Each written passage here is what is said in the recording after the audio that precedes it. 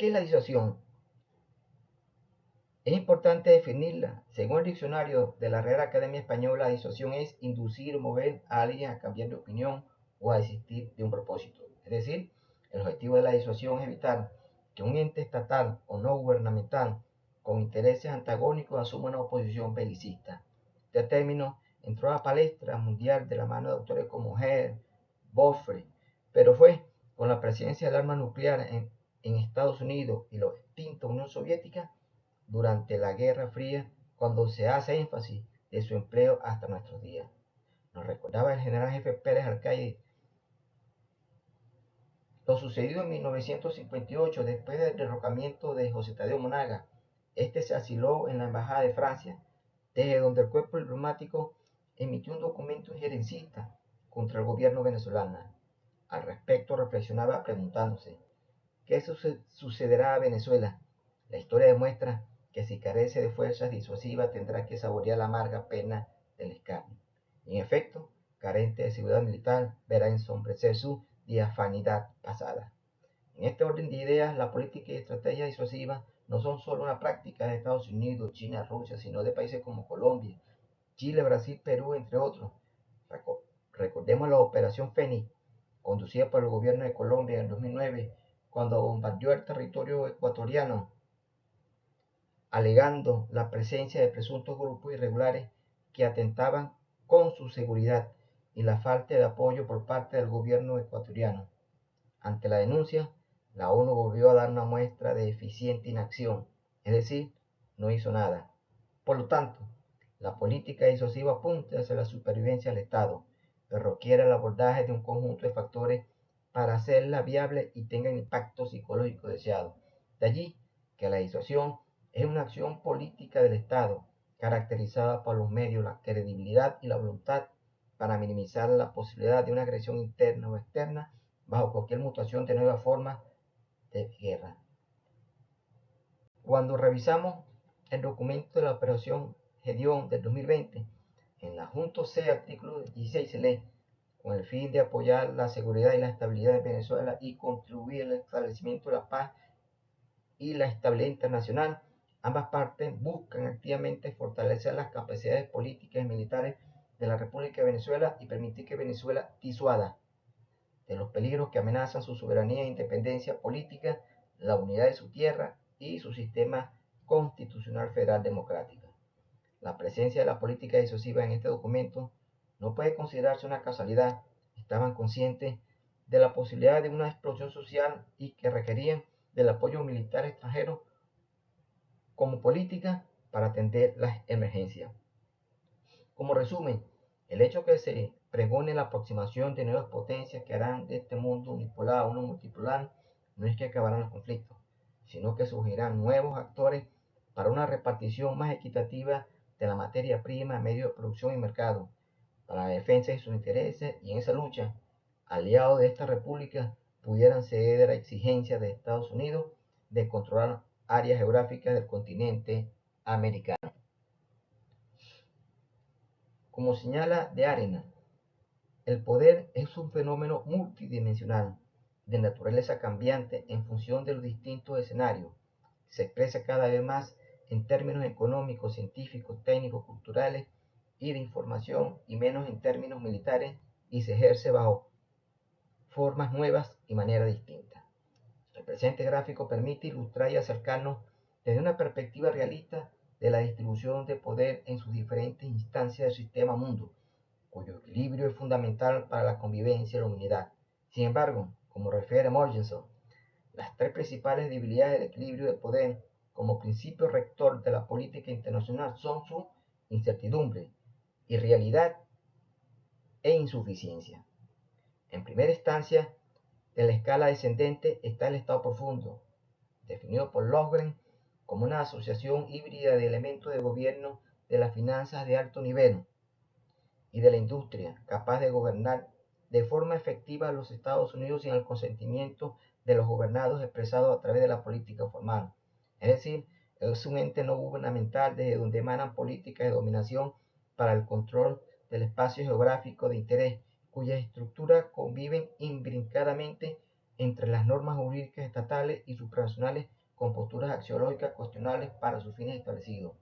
Son los grupos de poder integrados por personas influyentes del mundo que tienen el dominio sobre el complejo militar, industrial, gasífero, petrolero, minero, bancario, financiero, inmobiliario y el tecnológico, lo que les faciliten imponer sin cuestionamiento, amén de las sanciones a quienes desconozcan las directrices de alienación emanadas como parte del orden mundial vigente.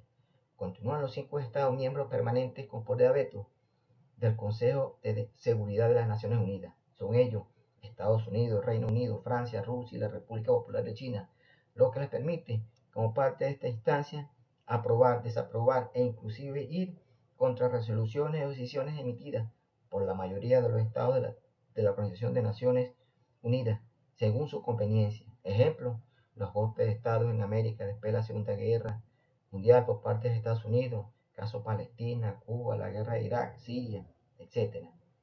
Prosigue la ONU, el Fondo Monetario Internacional, el Banco Mundial, el Banco Interamericano de Desarrollo, la Organización Mundial para el Comercio y otras instituciones del mismo tenor en otros continentes de alcance mundial y regional, cuyas posturas políticas tienen incidencia en la gobernanza de los estados. Ejemplo, el Fondo Monetario Internacional niega a la República Bolivariana de Venezuela un préstamo por 5.000 millones. Esto después que el presidente Nicolás Maduro lo solicitara para hacer frente a la pandemia del COVID-19, en medio del desplome de los precios del petróleo, lo que indicó un respaldo a las sanciones unilaterales impuestas contra el gobierno en procura de profundizar la crisis social. Igualmente, la ONU pidió levantar las sanciones a Venezuela por sus efectos devastadores. Sin embargo, son resoluciones de acuerdos efectistas cuyos resultados solo pudieran impresionar por la decisión tomada ante el conjunto de países, pero no efectiva porque no genera un bien. Prosigue la Organización de Estados Americanos, la Comunidad de Estados Latinoamericanos y Caribeños, la Unión de Naciones Suramericanas, el Mercado Común del Sur y la Alianza Bolivariana para los Pueblos de Nuestra América.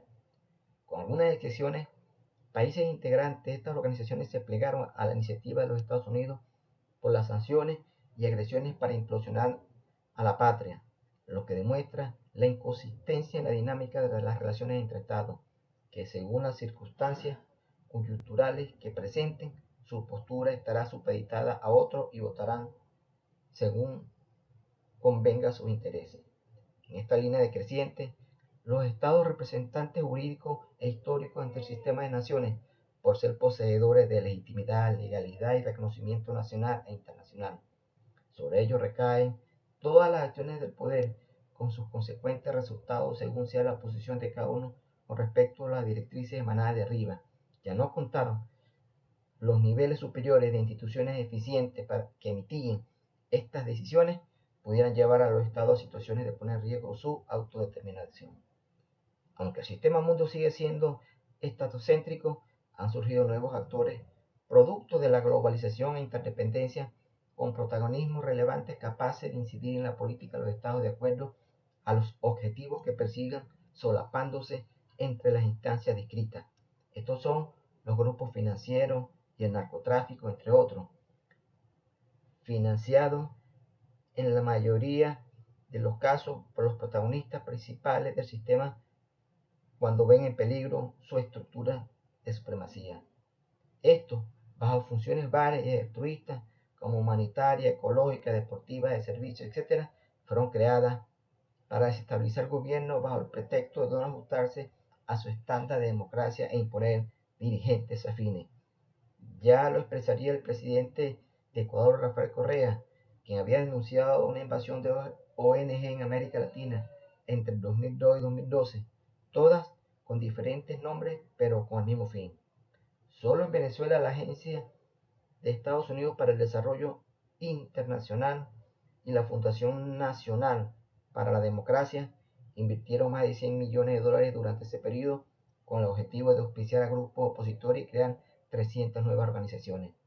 Asimismo, Hillary Clinton, la secretaria de Estado de los Estados Unidos, reconoció que su país promovió la formación de Al-Qaeda, organización terrorista y paramilitar, calificada como una red de terrorismo internacional, para luchar contra las fuerzas de la Unión Soviética en Afganistán.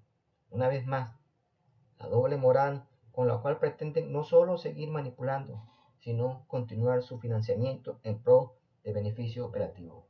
Ahora, los organismos internacionales, científicos y políticos, en sus diferentes instancias e interrelaciones, no dejan de plantearse una alternativa viable para la paz como factor de desarrollo sostenible para la supervivencia de la raza humana. Sin embargo, aún en pleno siglo XXI y con mayor crueldad, los conflictos entre estados continúan. Para Mogenson, nuestra era siempre está a la búsqueda de una fórmula científica, pero una realidad obstinada una y otra vez hace que la solución de hoy se convierta en falacia para mañana. En este orden de ideas, fundamentado en el conocimiento empírico, científico y realista, es que se reflexionará sobre los pasos que deben orientar la concepción de políticas disuasivas para una defensa integral. Para el nivel 5 y 4, que abarca los estados y organizaciones de integración regional, la acción disuasiva debe orientarse en el campo militar, económico, tecnológico, de alianza, reciprocidad diplomática u otro ámbito donde el Estado cuente con la fortaleza para influir sobre otro país conflictivo. Para ello, debe identificarlo y caracterizarlo porque los gobiernos son transitorios y con ello la política exterior. Caso Colombia, Brasil, Argentina. No hay garantía de que bajo cualquier circunstancia cambien de parecer. Por lo tanto, la evaluación debe conllevar a determinar, entre otros, su o sus centros de gravedad y preparar las estrategias respectivas. El formalismo entre estados requiere de respeto, solo que este es acomodaticio según las situaciones y mientras no se observen en los agredidos fiabilidad para una reciprocidad, continuará la escalada. Igual sucede ante los organismos internacionales regionales que imponen directrices contra estados respaldados por otros integrantes obedeciendo a niveles del poder superior. Tengamos presente que el Consejo Permanente de la OEA decidió no reconocer la legitimidad del periodo de Nicolás Maduro a partir del 10 de enero de 2019, organismo del cual nos retiramos formalmente. Asimismo, Paraguay se ha negado a cancelar una deuda que asciende a los 287 millones de dólares por la compra de petróleo. En lo que respecta a los niveles 3, 2 y 1, las políticas disuasivas deben ser diplomáticas, económicas y de alianza, y en el caso particular de la República, apoyarse el potencial energético para crear no solo la interdependencia entre estados y organismos internacionales y financieros como parte de este engranaje comercial influyente, sino la dependencia como arma de negociación para el equilibrio necesario que impulse el desarrollo del país.